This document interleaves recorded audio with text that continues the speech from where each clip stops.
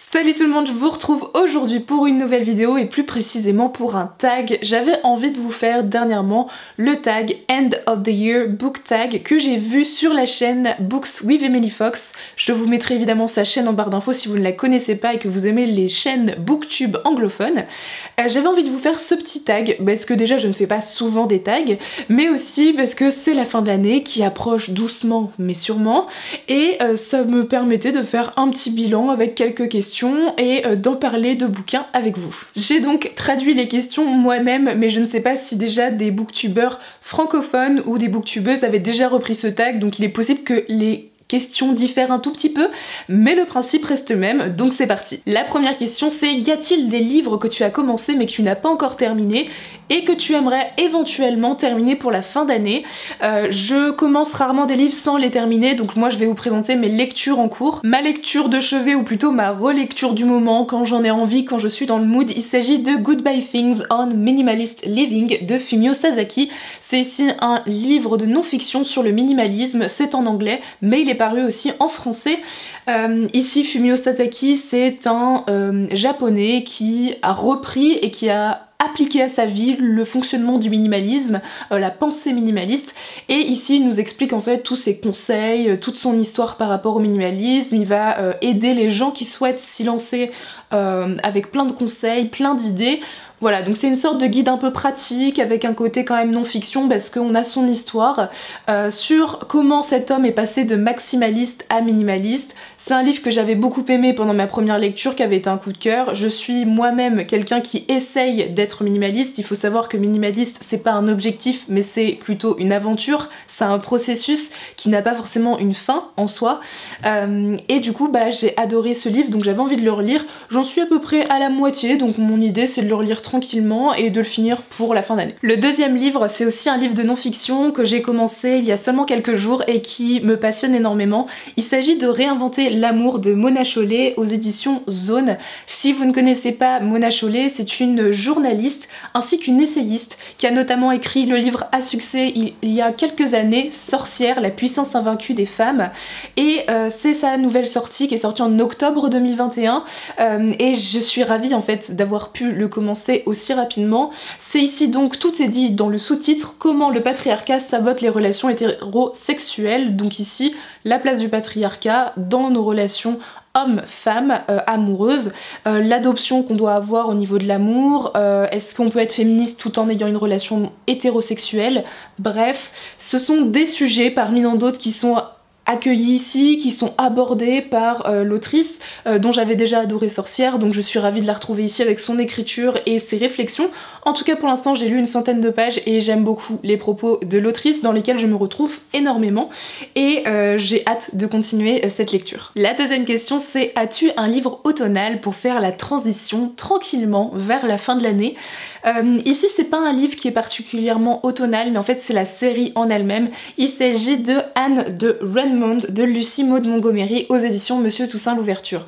C'est un livre, en tout cas une série dont je vous parle très souvent depuis la fin d'année dernière, puisqu'il s'agit en fait de la série Anne Wiveny. Vous en avez sûrement entendu parler, que ce soit sur son adaptation sur Netflix ou en livre depuis les rééditions de Monsieur Toussaint Louverture. J'ai lu les 2 premiers tomes qui ont été évidemment des coups de cœur puisque j'adore le personnage de Anne, et en fait chaque tome se passe sur un temps assez long, donc en fait on passe par plusieurs saisons. Donc ici évidemment ce 3e tome, la couverture est plutôt printanière voire même estivale, mais je sais qu'à l'intérieur on aura sûrement des passages en automne, en hiver, et c'est surtout l'ambiance qui se dégage de cet ouvrage qui pour moi est une lecture doudou qui me permet de tranquillement aller vers ce début 2022. Donc j'aimerais sincèrement le lire avant cette fin d'année parce que j'ai hâte de retrouver les personnages et c'est toujours un moment de lecture tellement agréable que je pense que c'est vraiment le livre qui est le plus adapté pour cette question. Troisième question, y a-t-il une sortie littéraire que tu attends avec impatience? Alors il faut savoir que depuis à peu près un peu plus d'1 an, je suis très peu les sorties littéraires par manque de temps et parce que j'ai énormément de livres à lire, donc je ne suis pas très au courant et j'achète en fait vraiment très rarement des nouveautés. Là en l'occurrence j'ai eu Réinventer l'amour de Mona Chollet, mais parce que ma mère souhaitait le lire aussi, donc ça a été un peu l'envie de plusieurs personnes qui a fait que j'ai acheté ce livre, en tout cas que je me le suis procuré. Mais ici j'en ai repéré un, si je devais on m'obligerait à acheter une nouveauté, ce serait Le Chant des Sans-Repos de Roseanne A. Brown, qui va apparaître aux éditions évidemment de Saxus, qui ont toujours des sorties assez incroyables, le 25 novembre si je ne me trompe pas. Ici on est sur un ouvrage fantastique, fantasy, plutôt fantasy, qui s'inspire du folklore africain. J'avais déjà adoré Children of Blood and Bone de Tomi Adeyemi, et donc je me dis c'est le genre de livre qui me ferait vraiment plaisir, et je n'ai pas lu du coup énormément de fantasy qui est basé sur du folklore africain, donc je pense que ça peut être une lecture qui peut être excellente. Si j'ai bien compris, ici on va suivre un réfugié qui s'appelle Malik et qui va se diriger vers une cité somptueuse avec ses deux petites sœurs pour y survivre, sauf que dans cette cité se déroule un festival, et lors de ce festival un esprit vengeur va kidnapper sa petite sœur, et afin de la récupérer, Malik va devoir avoir une mission, tuer la princesse héritière de ce royaume. Ça m'a l'air vraiment super intéressant, en tout cas les critiques sont vraiment excellentes, et c'est un livre qui est recommandé par énormément de monde, donc je me dis que ça peut être une sortie très très prometteuse. La question suivante, quels sont les 3 livres que tu aimerais lire avant cette fin d'année? J'en ai donc sélectionné 3 de 3 genres différents. J'aimerais les lire mais je ne sais pas si ce sera encore possible, mais en tout cas dans les mois à venir ce sera sûr que ce sera fait. Le premier, il s'agit de The Song of Achilles de Madeline Miller aux éditions Bloomsbury, donc ici dans une version anglaise, mais évidemment il a été aussi traduit en français sous le nom du Chant d'Achille. Madeline Miller, je pense que c'est une autrice de romans historiques qu'on ne présente plus, surtout concernant la mythologie grecque. Elle a aussi écrit Circé, qui a eu énormément de succès. Ici il s'agit d'une romance qui se passe durant la Grèce antique entre Patrocle et Achille. Je n'en sais pas plus, je ne veux pas en savoir plus, ça a été un coup de cœur monumental pour énormément de gens, et j'ai hâte de découvrir l'ambiance des livres de Madeline Miller, de découvrir cette histoire, et tous les gens qui pleurent à la fin de cette histoire, j'ai un peu peur pour mon petit cœur, mais en tout cas ça m'a l'air d'être une histoire assez incroyable. Le second livre cette fois-ci c'est du gothique avec Ma cousine Rachel de Daphné du Maurier aux éditions Le Livre de Poche. J'avais lu l'automne dernier Rebecca, qui a été un véritable coup de cœur et qui m'a fait découvrir le genre gothique. Évidemment j'ai envie de continuer avec les ouvrages de Daphné du Maurier, et je me dis pourquoi pas me lire un Daphné du Maurier par an. Peut-être que Ma cousine Rachel, j'arriverai à le lire avant la fin de l'année, ça pourrait être pas mal.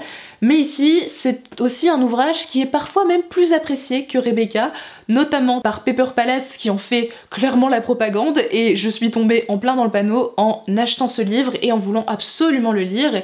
Ici, on va suivre le personnage de Philippe qui va accueillir dans un domaine de la Cornouaille son cousin Ambroise et sa nouvelle femme Rachel, sauf qu'il ne la sent absolument pas, il n'a pas vraiment de bon feeling envers sa cousine, et le moment où son cousin va décider de lui avouer qu'il soupçonne sa femme de vouloir l'empoisonner, évidemment Philippe va le croire, et voilà un peu tout ce que j'en sais. Ça m'a l'air étrange, c'est du gothique, donc j'imagine que ça va aussi se baser beaucoup sur l'ambiance, donc j'ai hâte de découvrir cette histoire, de retrouver la plume de Daphné du Maurier et de me plonger dans cette intrigue. Le troisième et dernier livre, il s'agit d'un livre aussi assez sombre, mais avec un côté peut-être assez satirique, avec le troisième et dernier tome des Sœurs Carmine, donc de Laurine à l'école de Ariel Holzel aux éditions Naos.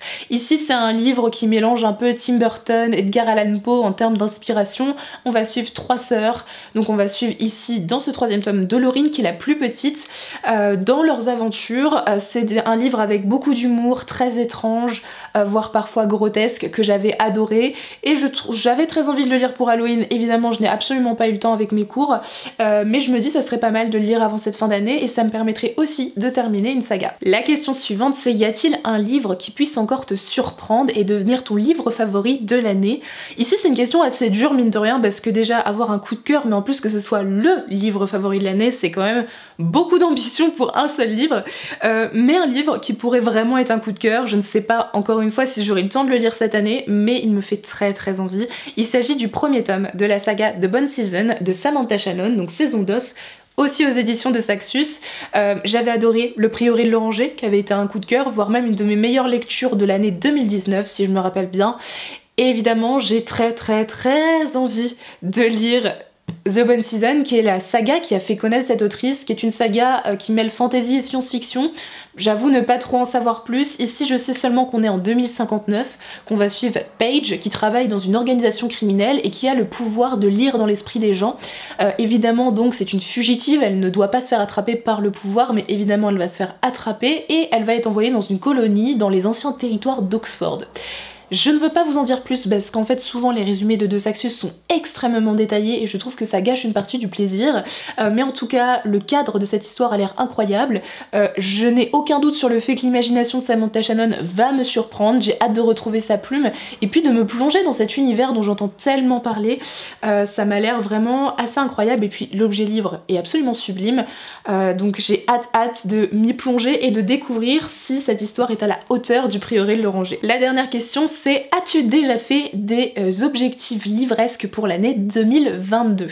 Alors j'ai pensé à quelques objectifs, évidemment je ne vais pas tous vous les donner ici parce que chaque année je vous fais une vidéo sur mes objectifs livresques de l'année, donc je ne vais pas tout vous spoiler, mais parmi ces objectifs il y en a certains dont je vais vous parler. Le premier étant le fait que je ne vais pas me remettre cette année de nombre de livres à lire puisque je n'ai pas déjà réussi à atteindre mon palier cette année, ni l'année précédente, et que je sais que l'année 2022 va encore être très chargée pour moi puisqu'il s'agit de ma dernière année d'études et de mon arrivée dans le monde du travail, donc je ne sais pas comment ça va se passer et il y a tellement de points d'interrogation que je ne peux pas me donner un objectif et finalement encore être déçue à la fin de l'année de pas pouvoir le remplir même si je m'y attends un petit peu.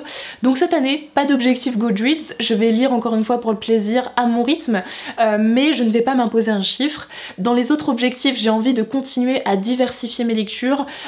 J'ai commencé, comme vous l'avez vu, un épisode, une série d'épisodes sur les littératures à travers le monde. J'ai donc commencé ce concept avec la littérature coréenne. Si vous n'avez toujours pas vu cette vidéo et que ça vous intéresse, n'hésitez pas à aller la voir dans le petit i. Et je vais continuer avec des littératures d'autres pays hors anglophones et francophones parce que j'ai envie de découvrir d'autres cultures. Et donc déjà ça me permettra finalement ce concept de diversifier mes lectures.